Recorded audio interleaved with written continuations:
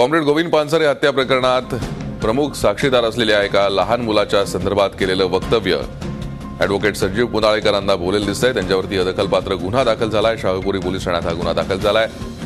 मेधा पानसरे यांनी या संदर्भात पोलिसांना पत्र लिहिलं होतं आणि त्यानंतरच हा गुन्हा दाखल झाल्याचं कळतंय। अधिक माहिती घेत आमचे प्रतिनिधी प्रताप नाईक सध्या आपल्याबरोबर आहेत। प्रताप, काय अधिक माहिती आहे?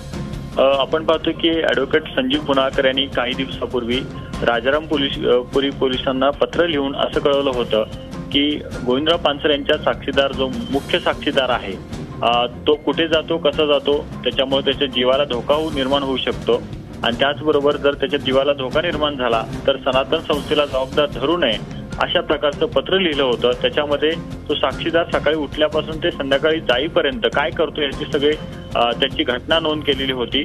त्याचमुळे त्याच्यावर आक्षेप घेतला गेला आणि त्याच्यानंतर आज दुपारी मेधा पानसरे या गोविंदराव, कारण ते पत्र एकतरी आक्षेपार्ह होतं आणि त्याचबरोबर साक्षीदाराला एकूणच भीती निर्माण करणारं पत्र होतं अशा प्रकारचा त्यांनी आक्षेप नोंदवला आणि त्याच्यानंतर त्यांनी लेखी तक्रार दिली आणि त्याच्यानंतर आत्ता पोलिसांनी अदखलपात्र गुन्हा दाखल करून घेतलेला आहे। त्यामुळेच एकूण हे पत्र जे पाठवलं ॲडव्होकेट संजीव पुनाळेकर यांनी, त्यांना ते पत्र महागात लागलेलं दिसत आहे। धन्यवाद प्रताप या सविस्तर माहितीसाठी।